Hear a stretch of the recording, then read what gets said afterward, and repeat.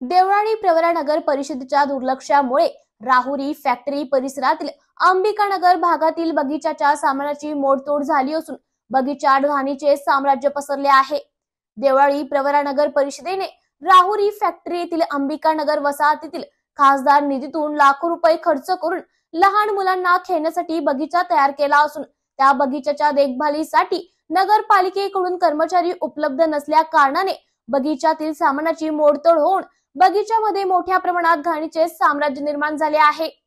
तसंच सदर बगीचाला प्रशासकीय परवानगी मिळून 3 वर्षाचा कालावधी उलटून गेला असतानाही बगीचाचे काम अपूर्ण असून मंजुरी मिळालेल्या कामाची लवकरात लवकर सुरुवात करून बगीचा तात्काळ लहान मुलांना खेळण्यासाठी खुला करून द्यावा अशी मागणी परिसरातील नागरिकांकडून होत आहे।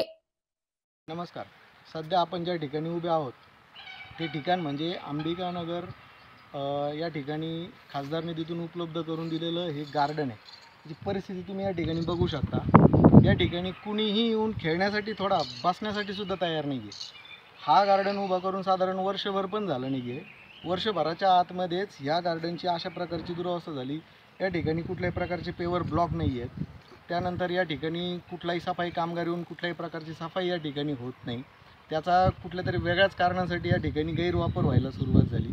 वेळोवेळी यासाठी आम्ही CEO जे आहेत नगरपालिकेचे त्यांच्याकडे यासाठी निवेदनसुद्धा दिलं आहे। त्या निवेदनावर सुद्धा अजूनपर्यंत कुठल्याही प्रकारची कुठलीही प्रक्रिया अजूनपर्यंत झालेली दिसत नाही।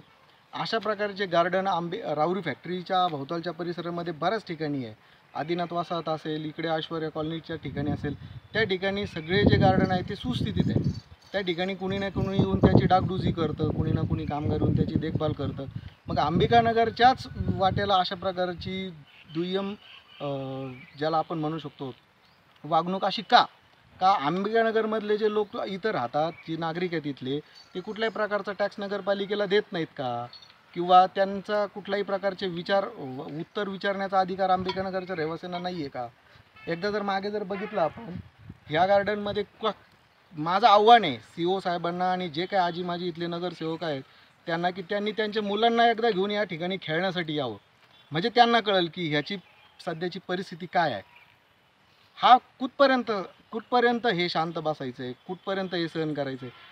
साधारणतः 1 वर्षभरापूर्वी जे आंदोलन केलं आम्ही त्या स्मशानभूमीच्या, त्याच्यानंतर त्याची डागडुजी झाली स्मशानभूमीची। ती त्याच्यानंतर त्याचं काय झालं कुणाला माहीत नाही। मग प्रत्येक वेळी आवाज उठवल्याशिवाय इथं कुणीच काम करायचं नाही असं नगरपालिकेने ठरवलं आहे का?